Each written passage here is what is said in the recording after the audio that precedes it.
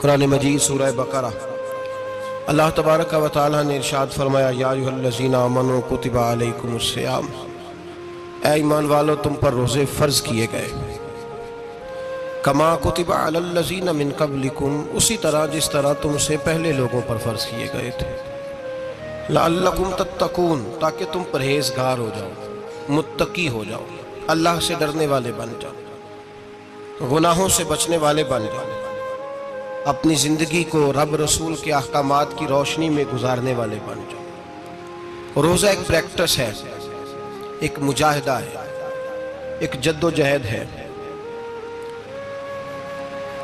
جد و جہد کس چیز کی؟ اللہ کی رضا کے مطابق اپنے آپ کو ڈھالنے کی جد و جہد۔ صوم کا لغوی معنی ہوتا ہے رک جانا۔ حلال رزق سامنے پڑا ہے، حلال مشروب سامنے پڑا ہے، حلال رشتہ بیوی کا موجود ہے، لیکن ان سب چیزوں سے حالت روزہ میں رکنا، اللہ کی رضا کے لیے رکنا، اس کا نام روزہ ہے۔ صوم کا معنی رکنے کے ہیں، پرہیز کرنے کے ہیں، بچنے کے ہیں۔ ہر چیز موجود ہے لیکن اللہ کا حکم نہیں ہے تو لہٰذا کھا نہیں سکتے۔ تو رب فرماتے جب جائز چیزیں تو میری مرضی کے بغیر میرے حکم کے نہیں کھا سکتا، تو نے رکنا ہے تو حرام کیسے کھا لیتا ہے؟ جائز چیز کے لیے تجھے حکم ہے، میں کہوں تو کھائے گا، میں کہوں تو نہیں کھائے گا۔ میں نے حکم دے دیا، جائز ہے، روٹی ہے، کھانا ہے، گوشت ہے، تیری فریج میں پڑا سارا کچھ، تو با اختیار ہے، منہ میں دانت بھی ہیں، ہضم کرنے کو ہاضمہ بھی ہے، بھوک کی شدت بھی ہے، پر میری اجازت کے بغیر تو کھا سکتا؟ روزہ رکھ لیا، اب تجھے حکم نہیں کہ تو کھائے۔ جب جائز چیز میری مرضی کے بغیر نہیں کھا سکتا تو ناجائز کیسے کھائے گا؟ میرے نبی پاک علیہ السلام نے اپنے خوبصورت الفاظ کے اندر اس مفہوم کو بیان فرمایا۔ محبوب پاک صلی اللہ علیہ وسلم فرماتے جس نے جھوٹ نہیں چھوڑا، غیبت نہیں چھوڑی، برائی نہیں چھوڑی، اللہ کو اس کے بھوکے پیاسے رہنے کی کوئی ضرورت نہیں۔ وہ کاہے کا رکا ہے؟ جب کوئی کام تو اس نے اللہ کی رضا والا کیا نہیں۔ روزہ رکھ کے دغا کر رہا ہے، روزہ رکھ کے جھوٹ بول رہا ہے، روزہ رکھ کے کم ماپ رہا ہے، تول رہا ہے، دھوکہ دے رہا ہے، رشوت لے رہا ہے، فراڈ کر رہا ہے، حرام کا مال کٹھا کر کے کہتا ہے اس میں سے چلو 10 دیگیں بھی پکا دیں گے۔ وہ بھائی جو کام اللہ نے تجھے کرنے کو حکم دیا تھا، جب تو وہ بجا ہی نہیں لا رہا، مقصد روزہ ہی تو حاصل، لعلکم تتقون۔ روزے کا مقصد یہ ہے کہ تو پرہیزگار ہو جائے۔ میرے نبی پاک علیہ السلام کی بارگاہ عالی مرتبت میں 2 عورتیں آئیں، یہ چیزیں کھا لو، کہنے لگی محبوبہ ہم نے روزہ رکھا ہوا ہے۔ فرمایا نہیں، تمہارا تو روزہ نہیں ہے، حضور رکھا ہوا ہے روزہ، سحری سے لے کر اب تک کچھ نہیں کھایا، شام تک بھی نہیں کھائیں گی۔ محبوب نے فرمایا ذرا کہہ تو کرو، الٹی تو کرو۔ کہہ کی تو ان کے حلق سے خون بھی نکلا اور گوشت کے لوتھڑے بھی نکلے، پھوٹیاں بھی نکلی۔ نبی پاک نے فرمایا وہاں بیٹھ کے تم نے اپنے جاننے والوں کی غیبت نہیں کی، چغلی نہیں کھائی؟ خاموش ہو گئیں، گردنیں جھک گئیں۔ نبی پاک نے فرمایا تم نے قرآن نہیں پڑھا کہ جو اپنے بھائی کی غیبت کرتا ہے وہ مردہ بھائی کا گوشت کھاتا ہے؟ تو گوشت کھا کے بھی تمہارا روزہ رہ گیا ہے۔ کس طرح کا روزہ ہے کہ صاحب روزہ رکھ کے نہ رکھنے والوں پہ تنقید کر رہے ہیں؟ تراویحاں پڑھ کے نکلے ہیں تو کہتے ہیں میں اکیلا ہی نیک ہوں، باقی تو محلے میں کوئی پڑھتا ہی نہیں۔ یہ کیسا تیرا روزہ ہے کہ تو روزہ رکھ کے تو اس کے مقصد کو نہیں سمجھا؟ لعلکم تتقون۔ روزہ دار تو وہ ہے کہ روزہ رکھا ہوا ہے، کھانے بھی سے رکا ہے، پینے سے بھی رکا ہے، عمل زوجیہ سے بھی رکا ہے، پھر وہ جھوٹ سے بھی رکے، غیبت سے بھی رکے، بدنگاہی سے بھی رکے، حرام خواری سے بھی رکے ساری چیزوں سے۔ یہ بتلائیے کہ روزے کی حالت میں اپنی بیوی کے پاس جانا منع ہے تو غیر محرم کو دیکھنا جائز ہے؟ ہمارے ٹی وی پہ میں نے پہلے بھی کہا تھا کہ ہم ٹھیکیدار اور ذمہ دار نہیں ہیں مذہب کے۔ یہاں ہمارے آنے سے پہلے بھی کوئی بیٹھا تھا، ہم مریں گے تو یہاں ہم سے بڑے بڑے نیک لوگ بیٹھے ہیں، کوئی بندہ ذمہ دار نہیں ہے۔ بڑے بڑے کج کلا صاحب جبہ و دستار، بڑے بڑے صاحب بصیرت، آئمہ، فقہاء، علماء، زعماء، نقباء، صوفیاء، اولیاء، غوث، کتب، ابدال، اوتاد، کتب الاقطاب، جانے کون کون آئے، علماء آئے، مفسرین آئے، محدثین آئے، گزر گئے۔ ہم تو خاک نشین لوگ ہیں، تھوڑا کام کرنے والے، تھوڑی صلاحیت رکھنے والے۔ لیکن بھائی اگر کرتے ہیں تو ایک کام کرتے ہیں، ساتھ دوسرا نہیں کرتے۔ یہ کس طرح کا دین سکھانے لوگ نکلے؟ کہ شوال سے لے کر شعبان تک گانا سنایا جائے گا، شعبان سے لے کر شوال تک ناچ گانا کیا جائے گا، شوال سے لے کر شعبان تک دھما چوکڑی ہوگی، رمضان آئے گا تو حدیثیں سنائی جائیں گی، رمضان آئے گا تو لوگوں کو قرآن پڑھ کے سنایا جائے گا۔ یہ مذہب باج نہیں ہے کہ گویے مذہب سکھائیں گے، ایکٹر مذہب سکھائیں گے، یہ مذہب باج نہیں ہے کہ ایک گلاس کے اندر پہلے شراب پی لو پھر اسی گلاس میں رمضان آئے تو شہد بانٹنا شروع کر دو، یہ باج نہیں، یہ میرے رسول اللہ کا مذہب ہے۔ اگر تمہیں شوق ہے دین سیکھنے سکھانے کا، یکم رمضان کو توبہ کرو اور کہو کہ ہم ٹی وی پہ بیٹھ کے حدیثیں سنائیں گے تو سارا سال سنائیں گے، اور جس زبان سے حدیث نکلے گی پھر اس سے کبھی گندا گانا نہیں نکلے گا، پھر کبھی ناچ گانا نہیں ہوگا۔ یہ کون سا مذہب ہے جو بیویاں سکھا رہی ہیں؟ یہ کون سا دین ہے جو عورتیں سکھا رہی ہیں؟ میرے رسول پاک صلی اللہ تعالیٰ علیہ وآلہ وسلم کا وہ مذہب ہے کہ میرے اعلیٰ حضرت فاضل بریلوی رحمت اللہ علیہ نے فرمایا مرد کے لیے جائز نہیں کہ وہ عورت کی زبان سے میلاد بھی سنے، نعت بھی سنے، مرد کے لیے جائز نہیں، مرد کو مرد سکھائے گا، عورت سکھائے گی تو عورتوں کو سکھائے گی۔ بے شک آپ سویرے فتویٰ دیجئے کہ چھوٹی سی مسجد میں بیٹھ کے، چھوٹے سے کونے میں بیٹھ کے چھوٹا سا مولوی، اور وہاں تو اتنے بڑے مفتی ٹی وی پہ بیٹھے ہوئے ہیں، وہ غلط ہے تو صحیح ہے کیسے ہو گئے؟ سنو، میرے نبی پاک علیہ السلام کے مذہب کا حسن یہ ہے کہ اسلام کہتا ہے ایک نظر بی بی کو دیکھا کسی نے غلطی سے تو معافی ہو جائے گی، دوسری نظر شہوت سے دیکھا تو حرام ہے اس کے لیے، وہ پاکستان کا مولوی ہو یا سعودی عرب کا شاہ ہو، کسی کے لیے عورتوں کے بیچ پھرنا اٹھنا بیٹھنا جائز ہے؟ میرے نبی پاک صلی اللہ تعالیٰ علیہ وسلم نے فرمایا ہے میں عورتوں سے مصافحہ کرنے نہیں آیا، اور میرے نبی پاک صلی اللہ علیہ وسلم نے فرمایا ہے، حضور فرماتے ہیں لیکن نا کتا بالکل ناپاک نہیں ہوتا، کتے کا تھوک ناپاک ہوتا ہے یا کتا گیلا ہو جائے تو ناپاک ہوتا ہے، لیکن خنزیر سارا ناپاک ہوتا ہے، کل ناپاک ہے خنزیر۔ نبی پاک نے فرمایا خنزیر بھی ہو اور گند میں لتھڑا ہوا بھی ہو، پیشاب میں لتھڑا ہوا ہو، گوبر میں لتھڑا ہوا ہو، پخانے اور فضلے میں لتھڑا ہوا خنزیر ہو، اس کا جسم تیرے ساتھ ٹکرا جائے تو اتنا برا نہیں جتنا غیر محرم عورت کا وجود تیرے ساتھ ٹکرا جائے تو برا ہے۔ اس حد تک میرے نبی پاک صلی اللہ علیہ وسلم، اور گنبد کے معاملے میں فتویٰ دینے والے، یا رسول اللہ کہنے پر کفر کا فتویٰ دینے والے اور بڑی بڑی باتیں کرنے والے خاموش کیوں ہو گئے؟ یا ایھا الذین آمنوا لا تتخذوا اليہود والنصارى اولیاء، رب فرماتا ہے یہودیوں اور عیسائیوں کو دوست نہ بناؤ، یہ تمہارے دوست ہو سکتے، یہ تمہارے سجن ہو سکتے؟ جب عرش کا مالک کہہ رہا ہے سجن نہیں ہو سکتے تو دوستی کی بات کیسے بڑھا رہا ہے؟ یا رسول اللہ ہمارے سجن کون ہو سکتے ہیں؟ فرمایا تمہارا دوست وہ ہو سکتا ہے جو محمد عربی کا غلامی کرنے والا ہو، جو رسول اللہ کی نوکری کرنا ہو دوست ہوگا، دوسرا دوست ہو سکتا؟ کوئی ایکٹر مذہب نہیں سکھائے گا، کوئی گویہ مذہب نہیں سکھائے گا۔ حضرت جناب سیدنا جنید بغدادی، بغداد کے پیر سے کسی نے پوچھا تھا آج سے 1100-1200 سال پہلے، وہ تو زمانہ ویسے نیکی اور پرہیزگاری کا تھا، کہا بابا جی مرد اور عورت نیک ہو، بغیر پردے کے، بغیر حجاب کے، بغیر دیوار کے بیٹھ کر ایک دوسرے کو دین سکھا سکتے ہیں؟ حضرت صاحب بتائیے مرد اور عورت نیک ہو تو بغیر پردے اور حجاب کے ایک دوسرے کو دین سکھا سکتے ہیں؟ تو حضرت جنید بغدادی فرمانے لگے سکھانے والا حسن بصری ہو اور سیکھنے والی رابعہ بصری ہو تو پھر بھی بغیر پردے کے بیٹھنے کی اجازت نہیں۔ تو مفتی صاحب کو اجازت کس نے دی؟ مولانا صاحب کو اجازت کس نے دی؟ بڑا وہ نہیں ہوتا جو ٹی وی پہ زیادہ آتا ہے، بڑا وہ ہوتا ہے جو رسول اللہ کے دین پہ عمل زیادہ کرتا ہے۔ حضرت عبداللہ ابن مسعود رضی اللہ تعالیٰ عنہ فرماتے ہیں زیادہ باتیں کرنے والا عالم نہیں ہوتا۔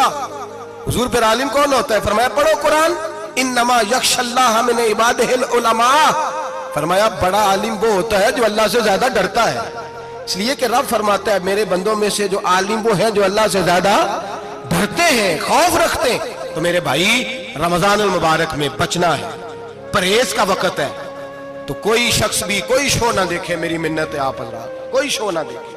عورت کا تو پردہ ہے تو ہمیں تو تماشے پہ لگا دیا گیا، عجیب قسم کے ایکٹر آ گئے اور مذہب سکھا رہے ہیں۔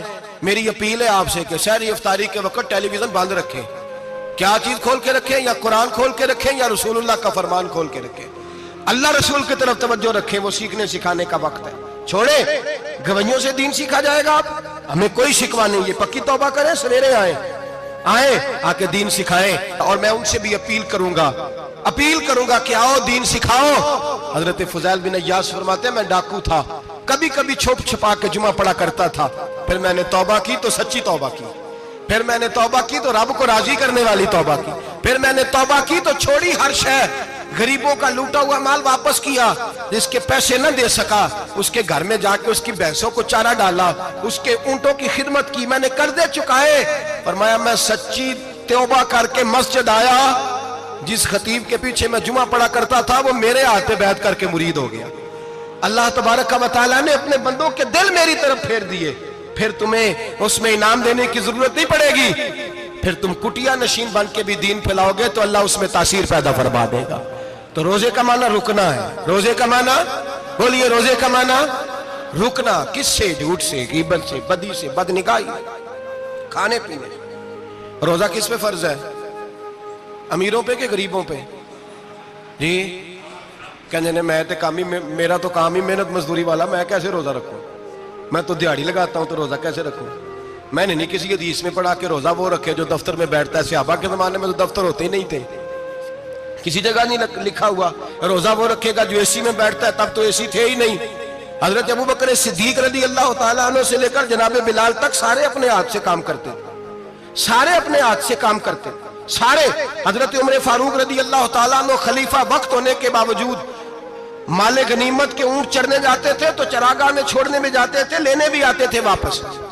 سارے لوگ اپنے ہاتھوں سے مشقت والے کام کرتے، حضرت بلال مزدوری کرتے، سلمان فارسی مزدوری کرتے، مقداد مزدوری کرتے، صحابہ مزدوریاں کرتے، روزے رکھتے، اور رمضان کے جانے کا وقت ہوتا تو در رسول پہ کھڑے ہو کے عرض کرتے محبوبہ دل نہیں بھرا، دل کرتا ہے کبھی رب سارا سال ہی روزے عطا کرے، سارا سال رمضان دے تو ہم سارا سال روزے رکھنے کو تیار ہیں۔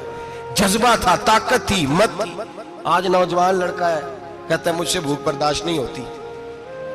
میرے بھائی رب بیماری لا دینا، اللہ سے دعا مانگے اللہ شفائے عطا فرمائے، اور دعا کرے اللہ آزمائش سے محفوظ فرمائے۔ آپ یقین کریں میں نے لوگوں کو دیکھا ہے حلق سے قطرہ نہیں اترتا، خوراک کی نالی لگی ہوئی ہے، اعلیٰ غذائیں پکی ہوئی پڑی ہیں، عرش کا مالک کہتا ہے میں تیرے حلق سے گزرنے نہیں دوں گا، قانون بن گیا۔ میں نے دیکھا ہے ڈرپ پہ لوگ زندہ ہے، بوتل لگی ہوئی ہے، گلوکوز کی، گزارا چل رہا، اعلیٰ غذائیں پڑی ہیں، لاکھوں روپیہ تجوری میں پڑا ہے۔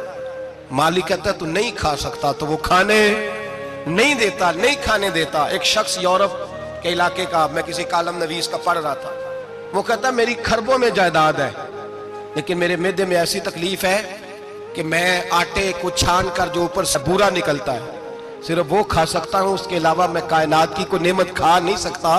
اور میرے بھائی وہ جب چاہے تو بڑے بڑے کھانے کھانے سے تجھے روک دے، تیرے دانت چبانے کے قابل نہ رہے، زبان نگلنے کے قابل نہ رہے، معدہ تیرا ہضم کرنے کے قابل نہ رہے، وہ جب چاہے تو جو مرضی کر لے۔ وہ کہتا چل تو میری مرضی پہ چلنا، ایک مہینہ میرے کہنے پہ نہ کھا، ایک مہینہ میرے کہنے پہ نہ کھا تو یا اللہ تو کیا کرے گا؟ فرمایا صوم تصحو، میرے نبی پاک نے فرمایا تم روزے رکھو اللہ تمہیں صحت عطا فرما دے گا، اللہ تندرستیاں دے دے گا، شفائیں دے دے گا۔ تم روزے رکھو اللہ تمہیں، سبحان اللہ، اللہ تمہیں، اللہ طاقت دیتا ہے، ہمت دیتا ہے، اللہ ہمت دیتا ہے۔ میں نے دیکھا ہے، میں نے بزرگوں کو دیکھا ہے، ضعیف لوگوں کو دیکھا ہے، کمزور لوگوں کو دیکھا ہے، میں نے دیکھا ہے روزے رکھتے ہوئے، مزدوروں کو دیکھا ہے روزے رکھتے ہوئے۔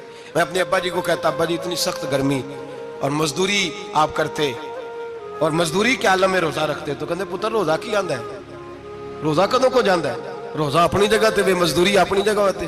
اور کئی دفعہ میں نے فرمان لگے میں نے یار سمجھ کوئی نہیں لگ دی، پتہ نہیں روزے چ اللہ طاقت کتوں دے چھڑ دے نہیں زیادہ، کام بھی زیادہ کریدا ہے تے روزہ بھی بھائی صوم تصحو، میرے مصطفیٰ نے فرمایا تو روزہ رکھ اللہ تجھے صحت عطا فرما دے گا۔ رب تعالیٰ تجھے، یہاں ہوٹل کھلے ہوئے ہیں،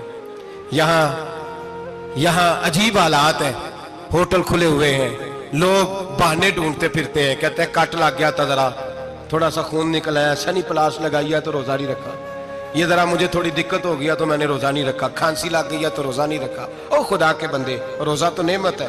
اور سبحان اللہ، میرے نبی پاک نے فرمایا لکل شیء زکات و زکات الجسد الصوم، فرمایا ہر شے کی زکات ہوتی ہے، وجود کی زکات روزہ ہے، روزے رکھو جسم کی زکات نکل جائے گی۔ فاقہ کرنا بھی میرے نبی پاک کی سنت ہے۔ مسواک کرنا بھی سنت ہے اور فاقہ کرنا بھی. مسواک والی سنت زیادہ اپناتے ہیں لوگ, فاقہ کرنا بھی نبی پاک کی سنت ہے. ایک صاحب مجھے کہنے لگے جناب بیٹھ کے کھانا حضور کی سنت ہے. میں نے کہا کبھی کبھی نہ کھانا بھی نبی پاک کی سنت ہے, نہ کھانا بھی حضور کی سنت ہے. اور ہمارے فقہاء نے لکھا ہے جو روٹی زیادہ کھاتا ہے اس میں دو باتیں پیدا ہو جاتی ہیں. کیا کیا؟ ایک بولتا زیادہ ہے, دوسرا سوتا زیادہ ہے, غافل ہو جاتا ہے. فقہ اور حکیم اطباء ڈاکٹر کہتے ہیں کہ پیٹ خالی رہے نا جس آدمی کا, اس کا حافظہ مضبوط ہوتا ہے, اس کے ذہن کی گرہ کھلتی ہے. زیادہ کھانے سے تو خماری چڑھتی ہے دماغ, ڈھونڈتے پھرنا روٹی کدھر سے آج اچھی ہے, گھر میں نہیں پکی تو ہوٹل چلے جانا, کھانے کے سوا اور کام ہی کوئی نہیں. اور صاحب میرے نبی پاک علیہ السلام نے فرمایا کافر 7 آنتوں سے کھاتا ہے, 7 آنتوں سے, اور فرمایا میرا مومن 1 آنت سے کھاتا ہے. اس کے وجود میں کھانے والی 1 آنت ہے, کافر 7 آنتوں سے کھاتا ہے. فاقہ کشی سے نورانیت پیدا ہوتا ہے, کم کھانا. دیکھیں نا نبی پاک صلی اللہ علیہ وسلم نے اللہ سے فاقہ مانگ کے لیا ہے, یا اللہ 1 وقت روٹی دے 1 وقت کا فاقہ دے, مانگ کے لیا نبی پاک, مانگ کے. حضرت ابو ہریرہ رضی اللہ تعالیٰ عنہ فرماتے ہیں بھوک زیادہ لگتی تھی نا جب مجھے, تو میں حضرت عمر سے, ابو بکر سے, عثمان, مولا علی سے کوئی مسئلہ پوچھ لیتا تھا, اور جب میں مسئلہ پوچھتا تھا تو وہ مجھے روٹی کھلا دیتے تھے. جب میں ان سے مسئلہ پوچھتا تو وہ مجھے, حضرت ابو ہریرہ فرماتے ہیں مجھے بھوک لگی, میں حضرت عمر کے پاس گیا, ان سے مسئلہ پوچھا. ان کا رواج تھا جب میں مسئلہ پوچھتا تو پہلے روٹی کھلاتے. ہمارے بزرگ یہ فرماتے ہیں کہ کھانے کھلا کے دین پڑھاؤ. صرف تمہارا کتب خانہ نہیں کھلا ہونا چاہیے, تمہارا دسترخوان بھی کھلا ہونا چاہیے. کسی نے نبی پاک صلی اللہ علیہ وسلم سے پوچھا تھا بہترین مسلمان کون ہے؟ حضور نے فرمایا جو سلام لینے میں پہل کرے اور روٹی زیادہ کھلائے, جو روٹی ہر وقت فکر کرے آ یار تو روٹی کھا لے, روٹی کھانے کی طرف توجہ دلائے. کھلانا سنت ہے, زیادہ کھانا اس میں بھی فرق رکھیں. تو نبی پاک صلی اللہ علیہ وسلم کے صحابی حضرت ابو ہریرہ رضی اللہ تعالیٰ عنہ فرماتے ہیں میں نے حضرت عمر سے مسئلہ پوچھا, میں نے کہا حضور مسئلہ بتائیں, تو کہتے پہلے ان کی عادت تھی جب میں مسئلہ پوچھتا تو روٹی بھی کھلاتے, آج انہوں نے مسئلہ ہی بتایا ہے, روٹی کوئی نہیں کھلائی. تو مجھے کہنے لگے ابو ہریرہ تو سوچتا ہوگا روٹی نہیں اس نے پوچھی, تو نے کب سے کھانا نہیں کھایا؟ میں نے کہا آج صبح سے. تو جناب عمر کہنے لگے میں نے کل صبح سے نہیں کھایا. چل ابو بکر صدیق کے گھر مسئلہ پوچھتے ہیں. کہتے جناب صدیق اکبر کے دروازے پہ گئے, جا کر کے ان سے مسئلہ پوچھا. ان کی بھی عادت تھی جب کوئی مسئلہ پوچھنے جاتے تو دسترخوان بچھا لیتے, کہتے آؤ روٹی بھی کھلاتا ہوں مسئلے بھی بتاتا ہوں. کہتے ہیں گئے تو انہوں نے بھی مسئلہ بتایا, روٹی کوئی نہ پوچھی. تو کہنے لگے عمر ابو ہریرہ تم لوگوں نے کل پرسوں سے نہیں نہ کھایا ہوگا. اور ابو بکر کو 4 دن گزر گئے ہیں, تھوڑا سا دودھ ملا ہے یا کھجور ملی ہے, روٹی کوئی نہیں ملی. چلو در رسول پہ چلتے, آؤ حضور کی بارگاہ. کہتے ہیں نبی پاک کی بارگاہ میں آئے, حضور نے چہرے دیکھے, کریم سے مسئلہ نہیں پوچھنا پڑا. میرے مصطفیٰ کریم نے فرمایا بھوک لگی ہوئی ہے تم تینوں کو, 3-4 دن ہو گئے. اللہ کے رسول نے فرمایا مجھے پورا ہفتہ ہو گیا ہے. سبب کچھ اور ہے جس کو تو خود سمجھتا ہے. زوال بندہ مومن کا بے زری سے نہیں, بھوک نقصان کا وجہ نہیں بنی, وجہ کوئی اور بنی ہے. رشوتیں جو بازار گرم ہوئے ہیں لوٹ مار کے, یہ روٹی کے لیے نہیں, یہ زیادہ کھانے کے لیے, یہ بینک بیلنس کے لیے گرم ہے. یہ لوٹ مار کا مقصد کوٹھیاں بنانا ہے, روٹی کا تو رب کریم کا وعدہ ہے. جو روز روتا ہے شام کو کہ میرا کاروبار کوئی نہیں, اصل میں کہتا ہے بنگلہ کوئی نہیں, اصل میں کہتا ہے کار کوئی نہیں, پجاروں کوئی نہیں, روٹی تو اللہ عطا فرماتا ہے, اس کا وعدہ ہے. فرمایا حضور نے 3 دن بیت گئے, چلو. میرا بے تکلف صحابی ہے ابو الحسن انصاری, وہ بڑے نصیب والے ہوتے ہیں جن کو میرے نبی پاک خود کہتے تھے کہ تیری فلانی ذمہ داری ہے. اس زمانے کا تو کسی کو کہہ دیا جائے تیری ذمہ داری ہے تو کہتا ہے یہ تو پھٹیکے ڈالنے لگے ہیں, یہاں سے تو چھٹی کر دینی چاہیے. خوش ہوتے تھے صحابہ کہ ہماری ذمہ داری لگی. کہتے ہیں حضرت ابو الحسن انصاری کے گھر گئے, نبی پاک نے فرمایا بھوک بڑی لگی ہے کھانا لا. کہتے ہیں حضور نے اسے کہا تو اس آدمی کو تو وجد ہی ہو گیا. اس نے کہا میرے اتنے نصیب کہ حضور کا یہ کھانا کھلا. آؤ دیکھو دنیا والوں, آج جو سب سے زیادہ عزت والا ہے وہ میرا مہمان بنا ہوا ہے. فرماتے ہیں وہ دوڑے گئے, بکری اٹھائی, ذبح کی, بیوی کو کہنے لگے روٹی تیار کر. ادھر کھجوریں توڑی, انگور توڑے, کہنے لگے حضور آپ جب تک تناول کریں تب تک کھانا پک جاتا. حضرت عمر کہتے ہیں روٹی پک کے آئی, بڑا پیارا گوشت, بڑا اچھا سالن, بڑا خوبصورت خلوص والا کھانا. فرماتے ہیں میں نے بڑا ہی کھایا. نبی پاک نے نا ایک روٹی لی اور چھوٹی چپاتی, تھوڑا تھوڑا سالن کونوں سے, اور جب نبی پاک نے کھا لیا تو حضور کی آنکھوں میں آنسو آئے. حضرت عمر کہنے لگے حضور روئے کیوں؟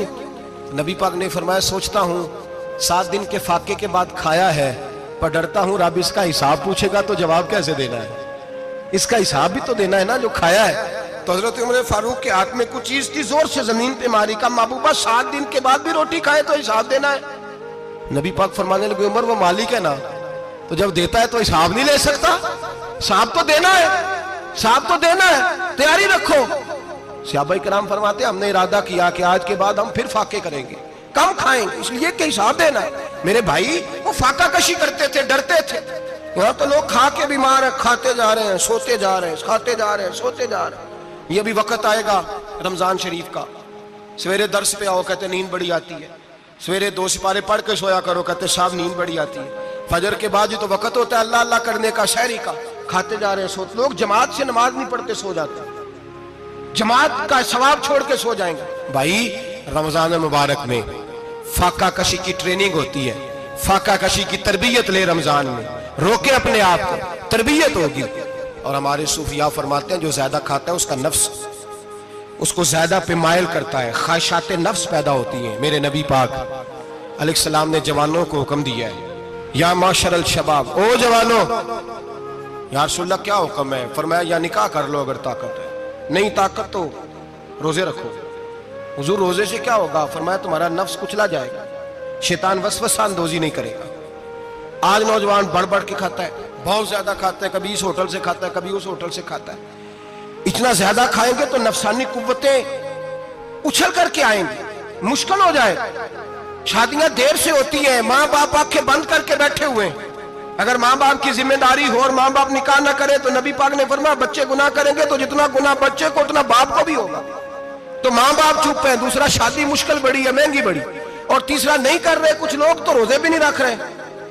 تو رمضان ان کے لیے بھی وقت ہے، نفسانی قوتیں کچلی جائیں گی، کھانا جتنا کم کھایا جائے گا اتنا وجود کے اندر نفسانی خواہشات کم پیدا ہوں۔ تو رمضان تو پریکٹس ہے مجاہدے کی، دین کی۔ اور دوسرا میرے حبیب پاک صلی اللہ علیہ وسلم نے فرمایا ہے، حضور فرماتے ہیں کہ رمضان اور قرآن کا آپس میں رشتہ ہے۔ قرآن پاک کتنا پڑھنا چاہیے روزانہ؟ زیادہ سے اللہ جزا دے، امید ہے آپ زیادہ سے زیادہ ہی پڑھتے ہوں گے۔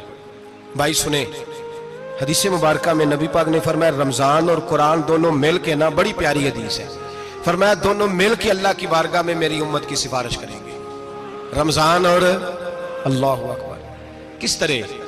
نبی پاک فرماتے ہیں رمضان کہے گا اے اللہ دن کے وقت میں نے اسے تیری رضا کے لیے کھانے پینے سے باز رکھا، اور قرآن کہے گا یا اللہ رات کو تیری رضا کے لیے کھڑا ہو کے یہ قرآن سنتا تھا۔ رمضان اور قرآن دونوں سفارش کریں گے۔ ہم نا بڑا کچھ پڑھتے ہیں، سنتے ہیں، سیکھتے ہیں، اب یقین کریں یہ کھاتے بھائی کا بھائی سے اختلاف ہو جانا تو وہ 30 سال پرانے کھاتے کھول کے لے آتا ہے، ساری رات ڈھونڈتا ہے کہ میرے پیسے کہاں سے نکلتے ہیں، پڑھ لیتا ہے۔ قرآن پاک کی باری آتی ہے تو نہیں پڑھتے قرآن پاک۔ ابا جی کا ختم ہوتا ہے تو مانگتے پھرتے ہیں، کہتے 2 قرآن پاک 10 قرآن پاک۔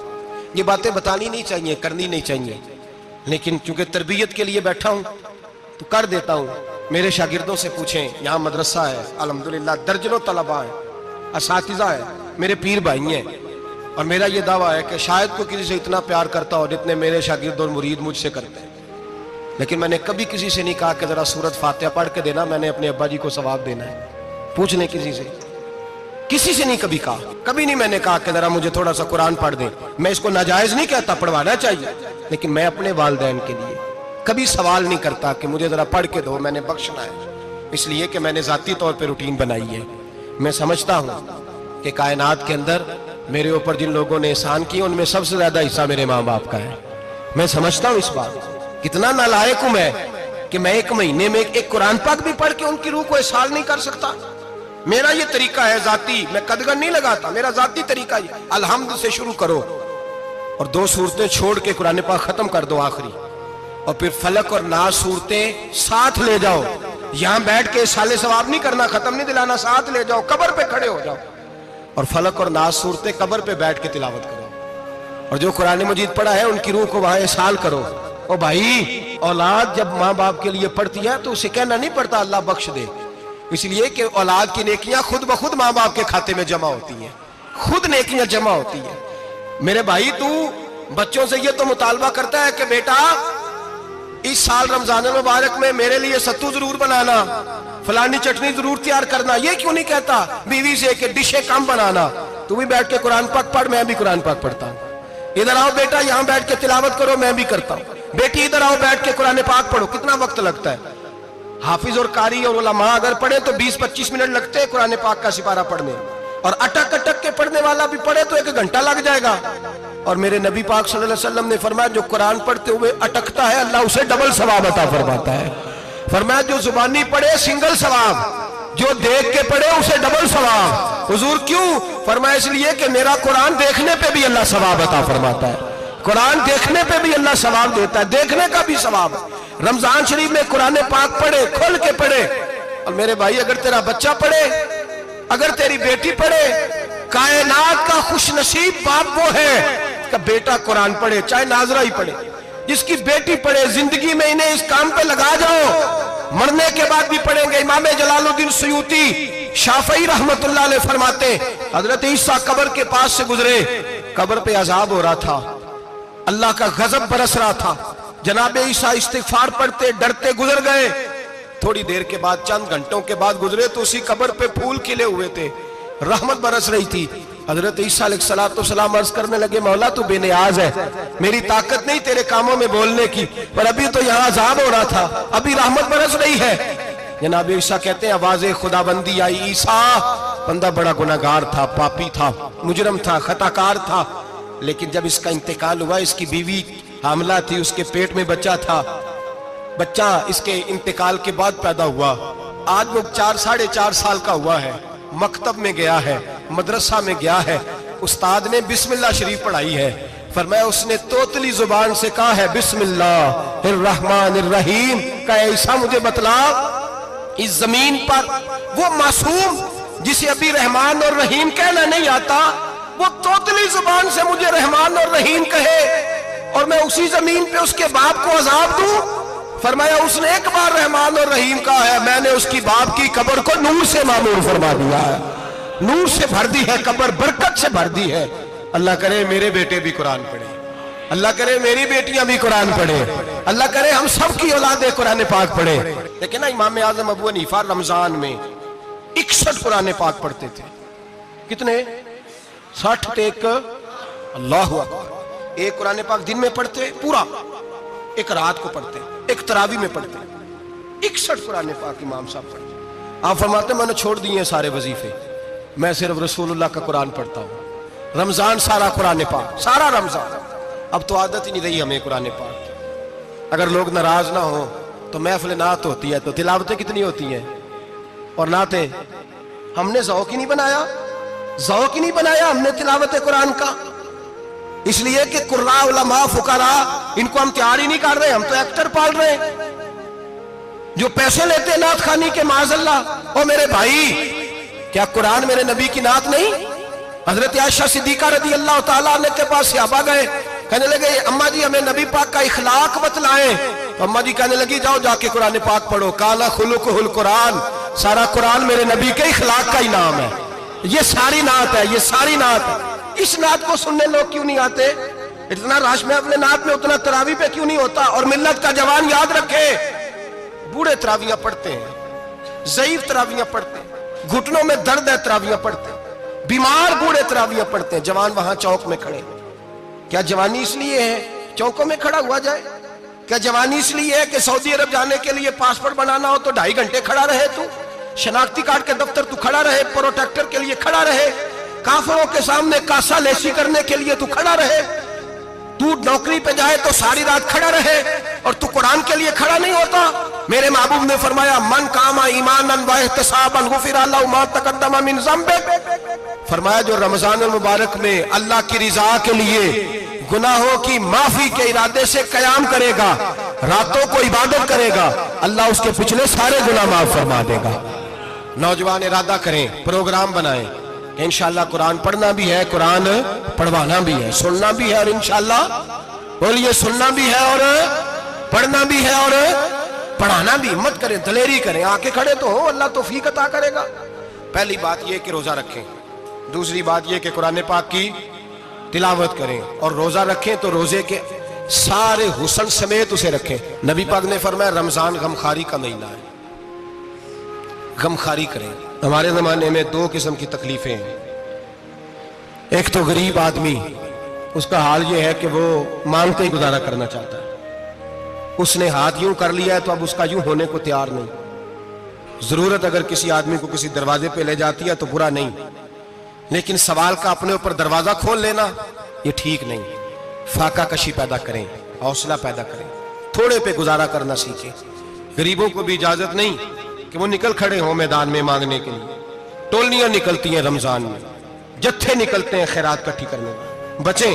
میرے نبی پاک صلی اللہ علیہ وسلم نے فرمایا جس نے بغیر ضرورت کے سوال کیا, جب قیامت کے دن آئے گا تو اس کے چہرے کے اوپر گوشت نہیں ہوگا, صرف ڈھانچہ ہی ہوگا.